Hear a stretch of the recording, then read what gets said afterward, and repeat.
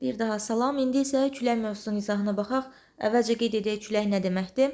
Külək yüksək təzyiq sahəsindən alçaq təzyiq sahəsinə doğru havanın hərəkətidir və təzyiq fərqi nə qədər çox olsa, külək o qədər güclü əsər.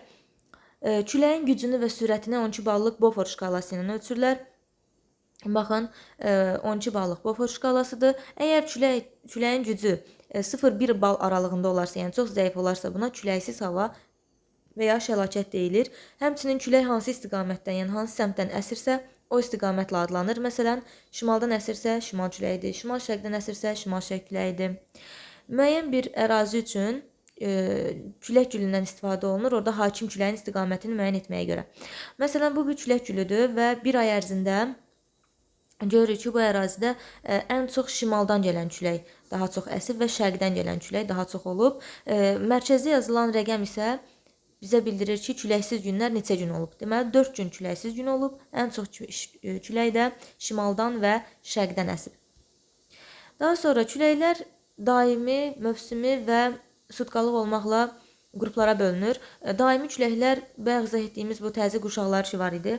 Həmin o yüksək təzyiq sahələrindən alçaq təzyiq sahələrinə doğru əsən küləklər daimi küləklərdir. Yəni il boyu bu küləklər əsir. Bunlardan da ən birincisi Passat küləklərini deyək. Passat küləkləri bilirik ki, tropiklər necə idi? Dinamik yüksək təzyiq sahəsi idi, düzdürmü? Baxın, tropiklərdən, yəni yüksək təzyiq sahələrindən alçaq təzyiq olan ekvatora doğru əsən küləklər Passat küləkləridir və Passat küləkləri materikin daha çox, baxın, şərq hissələrinə daha çox təsir edir və Cənubi Amerikanın, Afrikanın, Avstraliyanın şərq hissələrinə bol yağıntı gətirir. Afrikanın isə şimal hissəsinə daha az yağıntı gətirir. Nəyə görə? Çünki quru üzərindən gəlir. Ona görə. Bu oldu Passat küləkləri. Deməli, dedik, Passatlar tropiklərdən ekvatora doğru əsən daimi küləklərdir. Bu hissədən də oxuya bilərsiniz. Daha sonra keçək qərb küləklərinə. Qərb küləkləri isə tropiklərdən, yəni yüksək təzyiqdən alçaq təzyiq olan mülayimə doğru əsən küləklərdir. Baxın, tropiklərdən mülayimə doğru əsən küləklər isə adlanır qərb küləkləri. Təbii ki də materiklərin adı üstündə qərbinə daha çox təsir edir. Və Avropada düz Ural dağlarına qədər bol yağıntı düşməsinə səbəb olur. Ural dağlarına qədər təsir edir.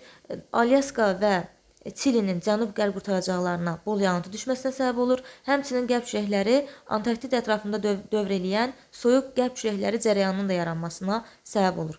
Baxın, qərb küləkləri materikin qərbinə daha çox təsir elədi. Passat küləkləri isə materikin bütün, yəni Cənubi Amerika, Afrika və Avstraliyanın şərqinə daha çox təsir edir. Okean üzərindən gələndə bol yağıntı gətirir. Afrikanın şimalına qurudan gəldiyinə görə yağıntı gətirmir. Qərb küləklərini də dedik. Bir də var qütb küləkləri, yəni qütblər bilirik yüksək təzyiq sahələrdir. Buradan mülayimə doğru əsən küləklərdir. Şimalda şimal-şərq küləkləridir, cənubda isə bunlar adlanır cənub-şərq küləkləri. Daha sonra var siklon və antisiklon. Baxın, bu çox vacib bir məsələdir. Siklon alçaq təzyiq sahəsidir. Antisiklon isə yüksək təzyiq sahəsidir. Baxın, siklonda oxlar içəriyə doğrudur. Yəni külək içəriyə doğru əsib. Əgər içəri doğru əsibsə, deməli bunun kənarlarında yüksək təzyiq imiş, mərkəzində alçaq təzyiq imiş. Axı dedik, külək yüksək təzyiqdən alçaq təzyiqə doğru əsir. Deməli, siklonun kənarlarında yüksək təzyiqdir, mərkəzində alçaq təzyiqdir. Oxlar içəriyə doğru dönüb, şimal yarımkürəsində saat əqrəbinin əksi istiqamətindədir. Baxın, əksi istiqamətindədir. Cənub yarımkürəsində isə saat əqrəbi istiqamətində əsir və siklonlar daha çox tropik enliklərdə, tropik, subtropik və mülayim enliklərdə müşahidə olunur. Baxın, bu tropiklər, siklonlar daha doğrusu, tropik siklonlar əraziyə daxil olduqda leysan yağışları yağır, hava buludlu olur, küləkli olur, yəni dağıntılar yaradan küləklərdir. Məsələn, Asiyada olan tayfun küləklərini buna misal göstərə bilərik. Həmçinin Avstraliyada villi-villi, Filippində baguyo küləkləri belə küləklərdən. Məsələn, ABŞ-da olan tornado ona misal göstərə bilərik, Meksikada qasırğa. Baxın, bunlar hamısı tropik siklonlardır.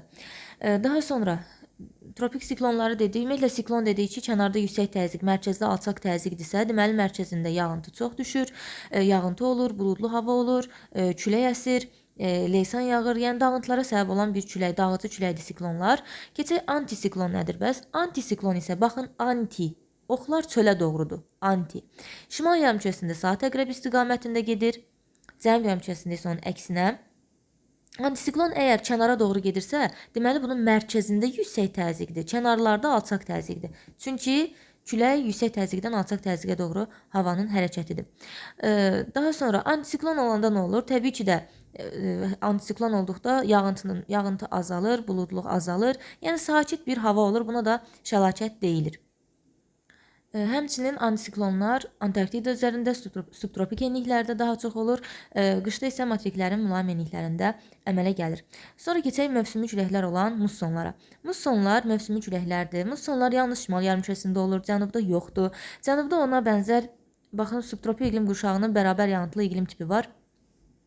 O bir qədər ona bənzəyir. Daha sonra, yəni onun yerinə o var daha doğrusu bənzəyir deyəndə. Daha sonra baxırıq deməli, Şimal yarımkürəsində bu harda hiss olunur? Təbii ki də Şərqi Asiyada, Cənub-Şərqi Asiyada, Cənubi Asiyada, ABŞ-da, Florida ştatında bu küləklər yayılıb. Musson küləklərinin xüsusiyyəti nədir? Baxın, yayda quru üzəri, yəni quru materik tez qızır. Tez qızdığına görə isti hava yuxarı qalxır və burada alçaq təzyiq yaranır. Amma su gec qızır. Ona görə də su soyuq olduğuna görə burada enən hava olur, ağır hava olur, yəni belə deyək, yüksək təzyiq olur və külə də dedik axı yüksək təzyiqdən alçaq təzyiqə doğru havanın hərəkətidir. Deməli yayda dənizdən, yəni okeandan materikə doğru külək əsir. Buna deyilir yay mussonu. Yəni yayda bol yağıntı düşür. İyulun ortalarından oktyabra qədər bol yağıntı düşür. Daha sonra isə qış mussonları nədir? Qışda isə bunun tam əksi baş verir. Qışda materik tez soyuyur. Ona görə də soyuduğuna görə burada yüksək təzyiq, amma okean suda axı gec soyuyur. Ona görə burada alçaq təzyiq formalaşır. Deməli qışda isə materikdən okeana doğru əsən küləklər qış mussonlarıdır. Sutkalı küləklər isə gecə-gündüz brizləridir. Bunu elə dənizə getmisiniz yəqin ki, orada məsələn müşahidə eləmisiniz ki, gündüz görürsən ki, dənizdən quruya doğru külək əsir, amma bir qədər ki hava qaralır, yəni gecə olur, görürsən ki, artıq quruda, yəni dəniz sahilində bir qədər sakitdir hava. Çünki külək artıq qurudan suya doğru əsməyə başlayıb ona görə. Bu da yenə eyni məsələdir, yəni temperatur fərqinə görədir. Quru gündüz günəş qumu tez qızdırır. Ona görə də burada alçaq təzyiq olur, amma suda yüksək təzyiq olur. Ona görə də külək belə əsir gündüz sudan quruya. Gecə isə tam tərsinə. Qum tez soyuduğuna görə burada hava ağırlaşır, yüksək təzyiq. Su gec soyuduğuna görə burada alçaq təzyiq və qurudan suya doğru külək əsir. Həmçinin dağ-dərə küləkləri var. Bu da brizlər kimidir. Gündüz dərədən dağa, gecə isə dağdan dərəyə doğru əsir. Bir də dağlıq ərazilərdə ilin soyuq dövründə əsən föhn küləkləri var. Buna həmçinin fiyon küləkləri də deyilir. Bir də var ki, müxtəlif ərazilərdə özünəməxsus xüsusiyyətlərinə görə yerli küləklər yaranır. Məsələn, Abşeronda olan Xəzri və Cilavar. Xəzri bilirsiniz ki, şimaldan, şimal-şərqdən gəlir, soyuq küləkdir.